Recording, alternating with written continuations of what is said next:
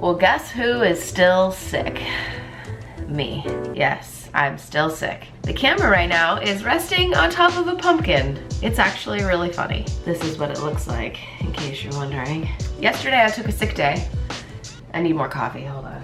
So yesterday I took a sick day, which, you know, obviously I needed because I haven't really like forced myself to rest at all this week. I'm still sick, I still have a head cold. I'm super bummed. I'm probably gonna have to miss Dungeons and Dragons tomorrow night, which is slowly becoming the highlight of my week. I'm gonna have to pass on that. I have so much stuff to do and my apartment is like just a wreck. I can't take another sick day. I just can't do it. I'm gonna be productive today. Like, I'm gonna move very, very slowly, but I'm gonna get stuff done.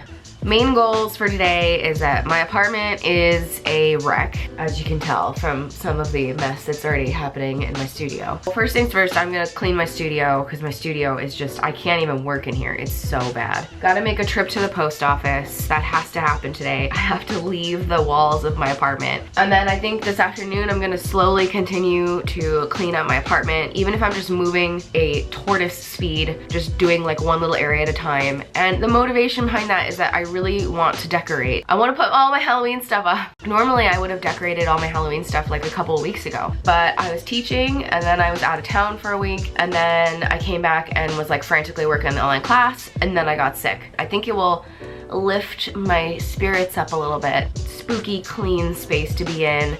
Then I can treat myself tonight by just like watching a Twitch stream and like drawing or like doing something while doing that. So I'm gonna treat myself to that like later tonight. I also meant to talk to you guys about Inktober stuff, so maybe I'll do that really quick now. Let's talk about Inktober since I'm not making a legit Inktober video. Let me set you down in a better spot though. Hold on. Okay, so let's talk about Inktober. This is gonna be a very informal what supplies I'm using for Inktober / what my plan is for Inktober. I've been doing Inktober now for several years. I wanna say 4 years now, because I'm thinking of how many sketchbooks I have. I have 2 that are specifically to Inktober. I have a third one, and then I have another one that's like half. I'm pretty sure this is like my 5th year doing it, I think. In the past, I've always done the same theme, which are these Halloween portraits, where basically I create these little like illustrated portraits of famous like horror TV or movie characters, which is really fun and I always looked forward to it, but now I'm kind of burned out on that idea. I don't know if it's just because like there's some that I would want to redo or like my style I think has changed obviously over the years, as it should, so it's not like the same as like when I first was doing it. I also just really kind of want the flexibility to do whatever I want. Part of that of why I'm not like committing myself to a prompt list or like committing myself too much to a theme, other than the fact of course it's going to be spooky, it's gonna be Halloween stuff, is that one of my big goals this year, and I think this is like the big thing for me, is that I really want to do more like liquid ink. So usually I rely heavily on pens, like I'm a big Pitt pen person, so in the past most of my Inktober's have been with Pitt pens. Last year I started to integrate in some liquid ink and I think that's really what I want to do this year, but like painted line work, like really focus on line work, less on shading. That's my general goal, is more liquid ink and painting it with a detail brush. The other kind of loose plan for Inktober is that I'm not super crazy about the Inktober prompts, and that might work for some people because they're very open-ended. They're more like descriptive words, like they're very just like adjectives. They're not like specific things. I tend to really like more specific things. That's just how my creative brain works. So I was kind of looking at Mab Graves' prompt list. She does Drawloween every year, and of course I love her prompts because they're all spooky. So I'm kind of loosely following hers, or at least I'm using that as my starting place. I'll leave a link to all this stuff that I'm talking about here, by the way, so if you have any questions, just check the description box. Okay, so let's talk about supplies, what I'm gonna be using this year. Obviously I'm using my new sketchbook. If you missed the video of me painting the cover of this, I will put a link or a card so you can go check out how I painted this. Yeah, so I painted this because obviously it's my new sketchbook. I wanted it to look really cool and spooky, but it's also gonna be a prop for my Halloween costume this year. More on that later. I plan on doing costume vlogs as we get into October. It's the Strathmore Mixed Media sketchbook. It's the hardcover. A lot of people are big fans of the soft cover. I was tempted to get a soft cover, but my last sketchbook of this size was hardcover, so I kind of just wanted a similar sort of feel. So far, I really like it. The paper is very sturdy. It's the 500 series, so it's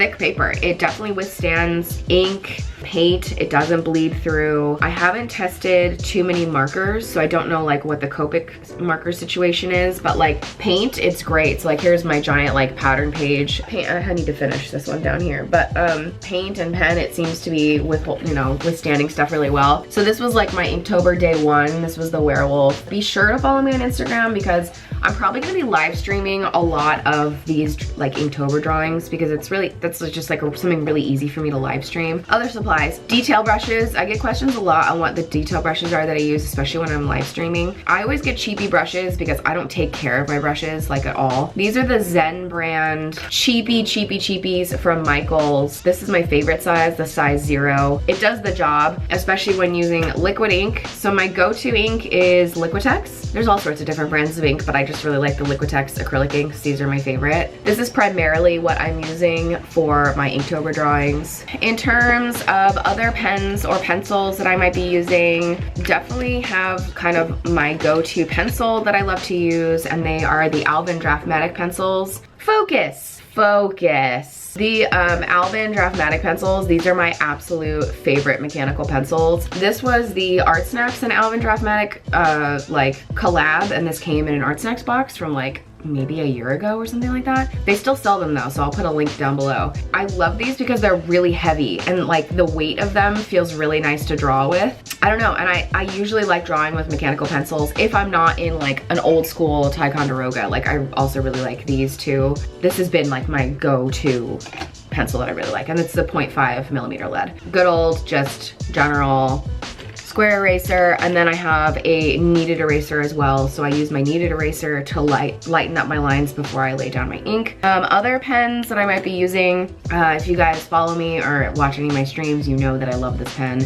This is the Copic Focus. This is the Copic gas-infused nylon brush pen. This is my favorite brush pen. Like, a lot of people ask me why I like this brush pen over, let's say, like some of the other more popular ones that are out there. The reason why I like this one is because it's a true like brush. It's actually like individual little nylon fibers that are put together, so it feels like a paintbrush. So it's not like a felt tip or something that's got like the metal holding on it. Someone had asked me like, oh, what's your tips for like using liquid ink? Because I think a lot of people are scared to use like bottled ink. This is a great segue to get into like actually using a paintbrush and liquid ink, because this feels very much like a paintbrush. It does take a certain hand and control to use it and apply it. If you're looking for like a transition, I highly recommend this. You can get these at the Art Snack shop. That's where I buy mine. Pip pens, I don't know how much I'm gonna be using pip pens this year. I've kind of drifted away from them a little bit because I've been so much into like this brush pen and like actual liquid ink. These are just the good old, oh come on, focus. Favorite Castell pip pens, I usually use the size S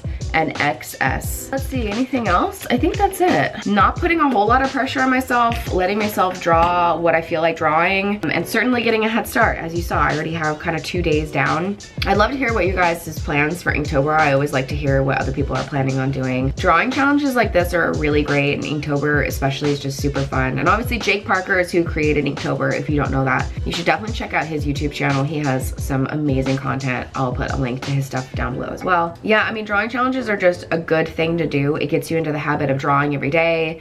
It's just a good way to like, it's just a good thing to practice. Look, like at the end of the day, drawing is a technical skill. You have to do it every day if you want to get better at it. And Inktober is a perfect excuse to practice, to do it. But yeah, I'm excited for Inktober. Clearly, I've already started. There you have it. That was my informal chat about Inktober. Time to get cleaning.